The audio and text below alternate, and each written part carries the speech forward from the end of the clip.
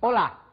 Vamos hoje estudar os calorímetros, isto é, aqueles aparelhos que nós usamos para medir o calor específico. Então, para se estudar calorímetros, nós temos que ter a ideia das trocas de calor. Observe então que, quando se imagina trocas de calor, pensa-se logo no equilíbrio térmico. O que nós chamamos de equilíbrio térmico? Imaginemos um sistema aqui o mais possível isolado. A gente não consegue uma isolância perfeita, mas conseguimos nos aproximar bastante do sistema isolado. Por exemplo, uma caixa de isopor bem grossa, que a gente consiga fazer com que dois corpos, um chamado de A, outro chamado de B, em temperaturas distintas, sejam colocados ali dentro. Esses corpos A e B, então, não vão trocar calor com o meio externo, mas vão trocar calor entre si, porque nós vimos anteriormente, se a temperatura de A é maior que a temperatura de B, flui calor de A para B. Lembra-se, o calor é forma de energia em trânsito, que aparece sempre que existe uma diferença de temperatura entre dois corpos. Se flui calor de A para B, é porque a temperatura de A é maior que a temperatura de B. Mas se está passando calor de A para B, o que vai acontecer? O A vai esfriando, o B vai esquentando. Se esse sistema está completamente isolado, qual é a nossa ideia básica? Se o A está esfriando, o B está esquentando, daqui a pouco vai acontecer a igualdade de temperaturas, o equilíbrio térmico. Então, equilíbrio térmico significa isso, ter a mesma temperatura. Então, o corpo A perdeu calor, foi por uma temperatura θ' de A. O corpo B recebeu calor, ele estava na temperatura θ de B, foi para a temperatura θ' de B. Obviamente, você já percebeu que esta temperatura é inferior àquela, mas esta temperatura é superior a esta. Vamos então ouvir uma enquete. Perceberam o que aconteceu? Nós temos um refrigerante a 5 graus Celsius, o outro a 35.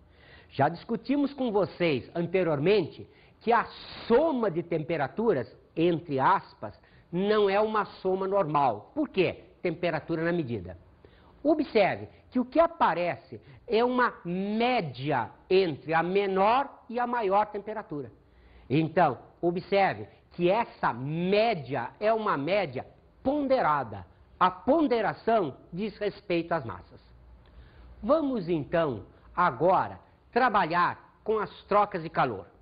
Quando se pensa em trocas de calor, nós vimos agora há pouco, representa um sistema que está isolado do meio externo.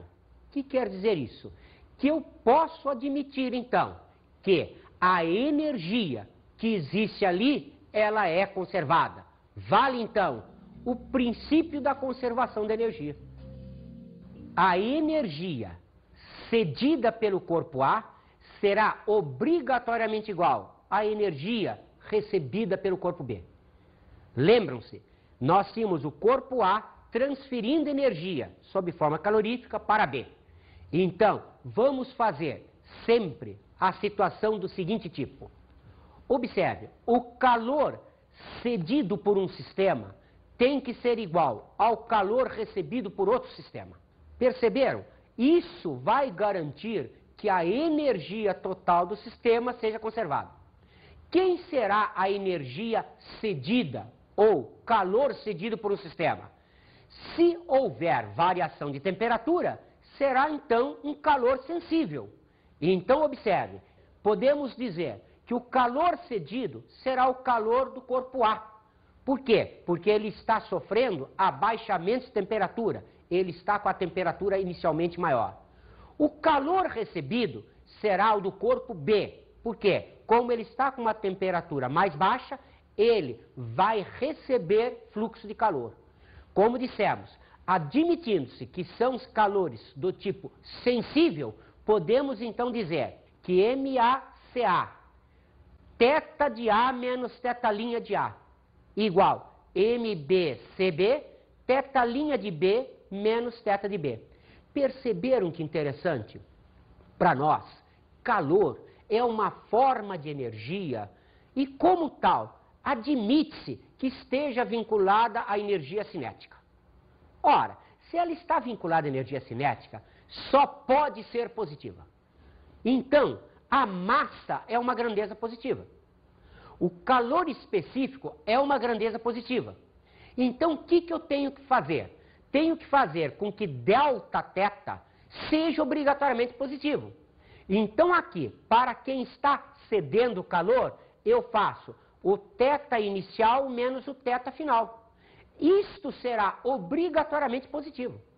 Mas para quem recebe, continuamos, a massa positiva, o calor específico positivo, o Δθ tem que ser positivo.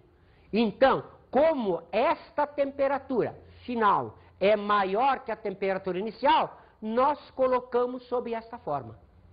Em alguns livros você encontra esta na frente desta, mas aí ele coloca aqui um sinal de mais, uma soma e iguala tudo a zero. Nós fazemos a mesma coisa, só que passamos para o segundo termo. Então, aqui a gente considera mais fácil trabalhar assim. Você vai ver a diferença quando, além de calor sensível, a gente estiver trabalhando com calores latentes.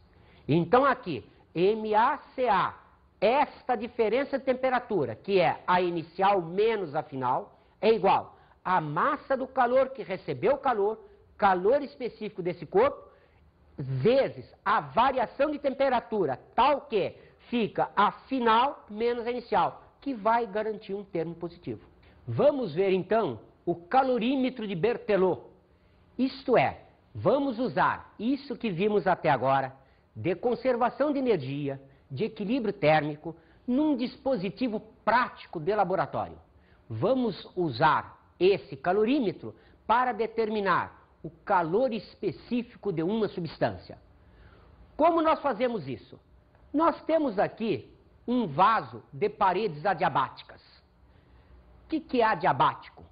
Significa que não troca calor com o exterior.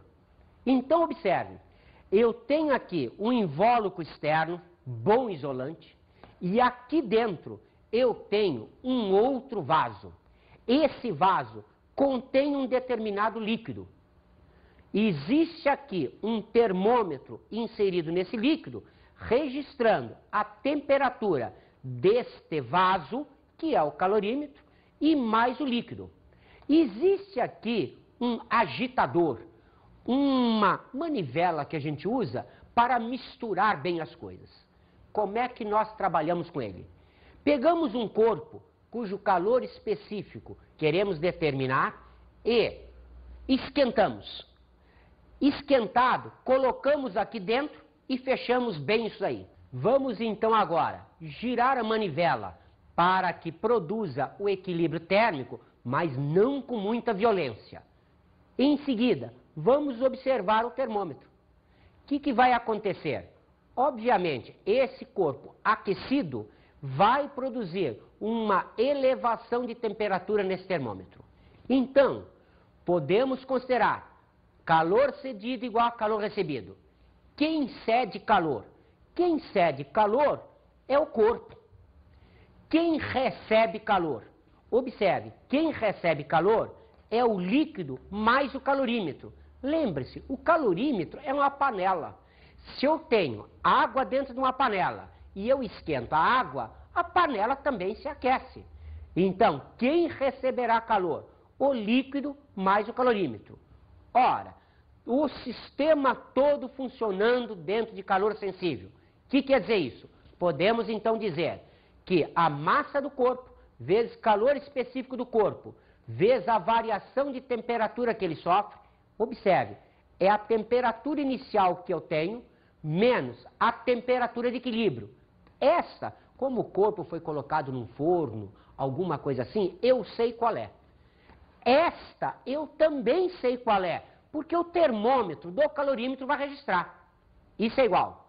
a massa do líquido vezes calor específico do líquido. Isso é conhecido, isso é conhecido. Agora, temperatura de equilíbrio menos a temperatura inicial. Como isso? Eu tenho a leitura do termômetro anterior. Esta é a leitura final do termômetro, também são conhecidos. Mas a massa do calorímetro, calor específico do calorímetro, outra vez, o delta θ. Observe que nesta situação é comum a gente encontrar esses dois valores escritos, impressos no calorímetro, com o nome de equivalente em água. Lembraram-se? O equivalente em água seria uma massa de água cuja capacidade térmica é numericamente igual à capacidade térmica de um corpo, no caso, meu calorímetro. Perceberam? A única coisa que nós não sabemos aqui é isto. Então, isto é conhecido, conhecido, conhecido, conhecido, conhecido, conhecido, conhecido, conhecido, conhecido, conhecido. Como tal, vamos com isso, matematicamente, determinar o calor específico desse corpo. Vamos observar, então, o método de Black. Também é uma maneira que nós temos para determinar o calor específico de uma substância, de um corpo. Observe, eu tenho aqui um grande bloco de gelo, admitido a 0 graus Celsius. Fazemos uma cavidade nele e vamos pegar um fragmento de um metal qualquer e, após aquecê-lo, vamos colocá-lo aqui dentro. Cobrimos com outro pedaço de gelo. O que vai acontecer? Esse fragmento vai derreter um tanto desse gelo. De tal maneira que, depois de algum tempo, vai acontecer o equilíbrio térmico entre o fragmento de metal colocado e o gelo. O que quer dizer isso? Perceberam? Se eu vou derreter um pedaço desse gelo, vai existir gelo e água juntos. Se vai existir gelo e água juntos, significa a temperatura deve ser considerada de 0 graus Celsius. Continua obedecendo ao sistema de conservação de energia. Estou imaginando que isso está razoavelmente isolado. Então, observe, calor cedido igual a calor recebido. Quem cede calor? Quem cede calor é o fragmento de metal. Quem recebe calor? Quem recebe calor é o gelo. Então, observe, o calor cedido é o calor do corpo, o fragmento de metal. O calor recebido é o calor do gelo. Então, como sempre, admitida a conservação de energia, eu posso imaginar que o calor do corpo, isto é, MC, C de C, θ inicial de C menos 0, já que sua temperatura final será igual a 0, será igual a, cuidado, agora, a lá, é o calor latente. O gelo estava a 0, fundiu uma parte, mas continua a 0. Então aí não há calor sensível para o gelo. Existe calor sensível para o corpo. Observe que medindo então a massa de água que apareceu, a massa de água que apareceu foi a parte de gelo fundida, vezes o calor latente de fusão do gelo. Lembrem-se, isso é uma constante física, isso é tabelado. Isso daqui nós conhecemos o valor. Eu posso então dizer que o calor específico do corpo vale a massa de água que apareceu por fusão do gelo, vezes a constante, que é o L, dividido pela massa daquele fragmento, temperatura inicial do fragmento. Observem que o calor latente de fusão do gelo, como constante física, tem um valor padrão. Então ele vale 80 calorias por grama. Observe, isto eu consigo medir, isto é conhecido, isto é conhecido, isto é conhecido. Como tal, acabei de determinar o calor específico da substância. Ei, professor, podemos ver alguns gráficos sobre a troca de calor? Vamos então rever os gráficos de troca de calor? Observe. Na primeira situação, nós só mostramos para vocês calor sensível. Aqui agora já temos uma novidade. Primeiro, colocamos no eixo Y a variação de temperatura. Colocamos no eixo X calor por tempo, ou calor ou tempo. Observe o que acontece. Daqui até aqui, nós fornecemos uma quantidade de calor Q1. O que aconteceu quando fornecemos essa quantidade de calor? Observe, a temperatura passou de θ1 até a temperatura de equilíbrio, até a temperatura final. Observe que aqui a temperatura se manteve constante. O que aconteceu daqui até aqui? Esse corpo, apesar de receber calor, ele não sofreu variação de temperatura. Então, entenderam? Eu tenho aqui um corpo sofrendo variação de temperatura, fazendo calor sensível. Um outro corpo está recebendo esse calor, só que está fazendo um calor sensível e um calor latente. Então, observe que eu tenho aqui calor sensível, aqui calor sensível e calor latente. Podemos ainda ter uma situação um pouquinho pior. Por exemplo, vamos observar esse outro gráfico. Este corpo, ele está cedendo calor. Observe, a temperatura dele começou em θ3 e abaixa até a temperatura de equilíbrio. Este outro corpo, ele recebe uma quantidade de calor, Q1, que faz com que a temperatura suba de θ1 até θ2, mantém-se constante. O que significa isso? Que está acontecendo aqui uma mudança de estado físico. Aqui, observe, acabou a mudança de estado físico. A partir daqui, então, ele recebe calor, outra vez o tipo sensível. O calor produz variação de temperatura. Observe que a soma das quantidades de calor, Q1, Q2, Q3, que esse corpo recebeu, é exatamente a quantidade de calor que aquele corpo cedeu. Então, continuamos dentro daquela ideia do princípio de conservação de energia, tal que o calor cedido por um corpo é igual ao calor recebido pelo outro. Observe que poderíamos ainda ter uma situação mais complexa. Poderíamos dizer que este corpo, ele sofre uma outra mudança de estado físico. Observem que aqui está apenas uma mudança, mas poderia ter mais uma. Continua tudo como antes. Vale a situação de conservação de energia. Vale a situação de que a temperatura final é comum. Vale a situação de que o calor sensível está vinculado à variação de temperatura, calor latente não está vinculado à variação de temperatura. E sempre a soma dos calores de qualquer tipo recebidos por um corpo tem que ser igual ao calor de qualquer tipo cedido pelo outro. Vamos experimentar então isso tudo em exercícios? Começamos com um exercício da FUVEST. O exercício é interessante. A temperatura do corpo humano é cerca de 36,5 graus Celsius. Admite-se temperatura padrão. Tem pessoas que têm um pouco mais, um pouco menos, mas a temperatura padrão é essa. Essa pessoa toma 1 litro de água a 10 graus Celsius. Qual a energia absorvida pela água? O que você vai considerar? Situação clássica. Vai considerar calor cedido igual a calor recebido. Isto é, o calor recebido pela água é um calor do tipo sensível. Então é a massa de água vezes o calor específico da água vezes a variação de temperatura da água entre a situação inicial e a situação final. Observe que, na realidade, o que você vai fazer é, agora, como você está pedindo unidades SI, trabalhar a massa de água, 1 litro, corresponde a 1 quilograma. Então, a massa é 1. O calor específico da água, cuidado, vamos trabalhar em unidades SI. Então, 4,186 vezes 10 a terceira, unidade SI. E a variação de temperatura da água? Observe, 36,5 menos 10.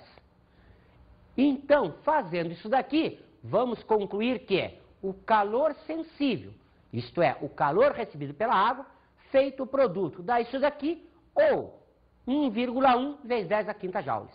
Agora você perguntaria, se a água recebeu essa quantidade de calor, quem cedeu?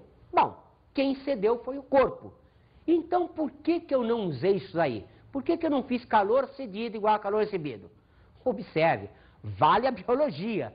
O homem é um animal homeotérmico. O que quer dizer isso? Quer dizer que a temperatura do corpo humano não vai baixar. Isso significa que apesar de você tomar 1 litro de água gelada, o que vai acontecer é o seu corpo produzir energia para esquentar essa água. Mas a temperatura do seu corpo não deve abaixar, porque senão ia ser um problema seríssimo. Vamos fazer outro exercício? Então observe, um exercício da Faculdade de Ciências Médicas, quando ainda era a Universidade do Estado da Guanabara. Um calorímetro contém 200 gramas de água a 15 graus Celsius. Derramam-se nele 25 gramas de água a 80. Observe, já tinha água, colocamos mais água. Ele garante que a temperatura final é de 20. Pergunta, qual é o equivalente em água do calorímetro? Lembre-se, equivalente em água. O que nós vamos fazer? Situação clássica. É uma situação de conservação de energia. Portanto, calor cedido igual a calor recebido. Quem cede calor? A coisa é lógica. A água quente, a água 80, vai ceder calor. Quem recebe calor?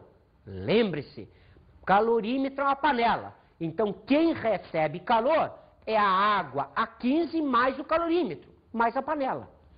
Portanto, igualando, como eu tenho aqui apenas calor sensível, vamos fazer para a água 80, massa 25, calor específico 1, delta θ 80 menos 20, para a água 15, massa 200, calor específico 1, 20 menos 15, mais MC do calorímetro. Observe, MC do calorímetro é o equivalente em água. Continua como 20 menos 15, porque se o calorímetro continha água, ele tem que ter obrigatoriamente a mesma variação da água.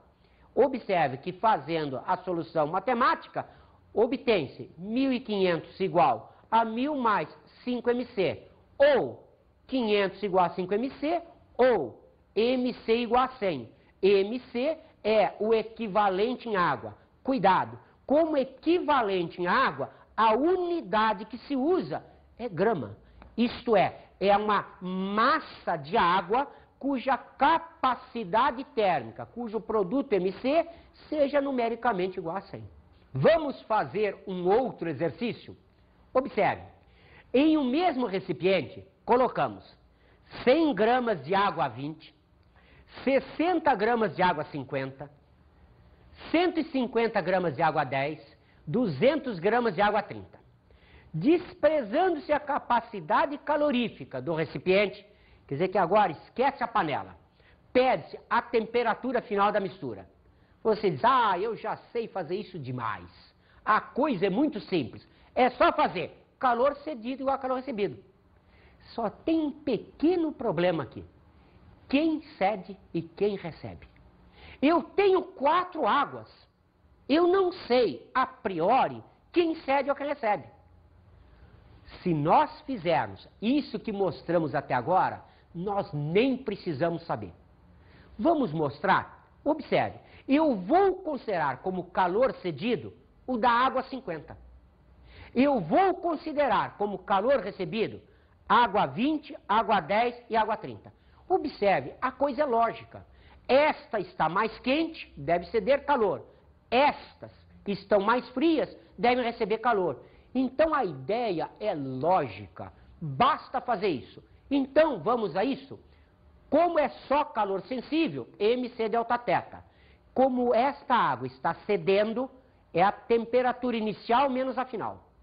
Já esta água a 20 está recebendo, então troquei, olha lá, temperatura final menos temperatura inicial. A outra água também, como ela está recebendo calor, a temperatura final, que é de equilíbrio, menos 10. A outra água, a mesma coisa. Perceberam? Eu considerei esta a 50 cedendo. Eu considerei água a 20, a 10 e a 30 recebendo calor. Agora, vamos resolver isso matematicamente. Observe que a resolução matemática é algo que você está mais do que acostumado. Uma equação de primeiro grau com uma incógnita. Então, é só fazer as contas indicadas que não tem problema. Você chega nisso daqui.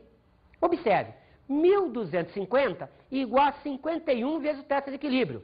Você agora vai passar isso para o termo de lá, dividindo. Você vai encontrar aproximadamente 24,5 graus Celsius. Notaram o que aconteceu? O que o problema acabou de me provar? Que aquela água de 30 que eu considerei recebendo calor, na realidade ela está cedendo. Mas isso eu não tenho que me preocupar. Eu posso considerar o que quiser, porque o próprio problema vai me mostrar se a minha consideração foi certa ou foi errada. Então, o problema mostrou que realmente aquela água 30, ela vai ceder calor e não receber. Vamos experimentar de outra maneira? Vamos admitir uma estupidez completa. Vamos pegar o mesmo exercício e vamos resolvê-lo outra vez. Agora, esquecendo-se da lógica. Calor cedido igual a calor recebido. Arroz com feijão.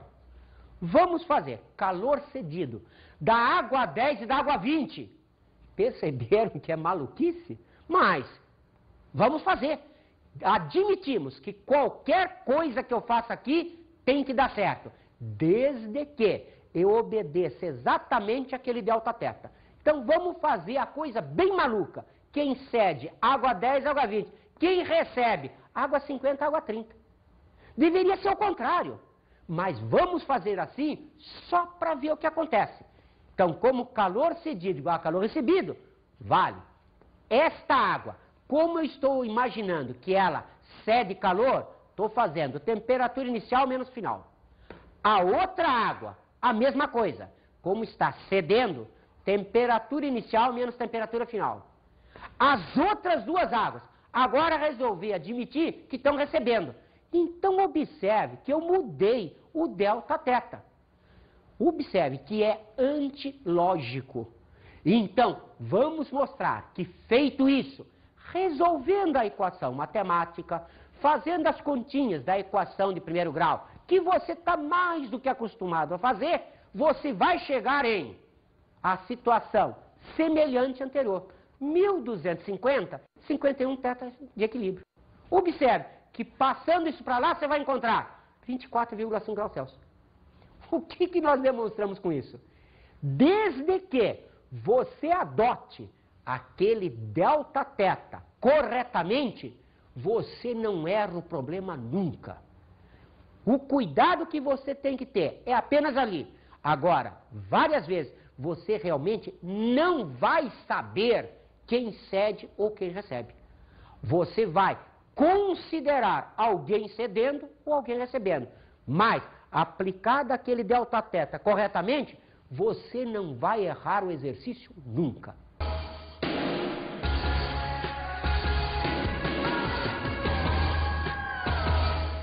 Observe, nós achamos que é muito mais vantajoso para vocês trabalharem com a expressão calor cedido igual a calor recebido do que usar aquela expressão calor cedido mais calor recebido igual a zero. Aonde isso facilita? Justamente quando entrar calor latente. Quando entra calor latente, a gente sabe, nas mudanças de estado, quais são aquelas que cedem calor, quais são aquelas que recebem calor. Então fica mais fácil de usar. Com isso, nós encerramos a nossa aula de hoje.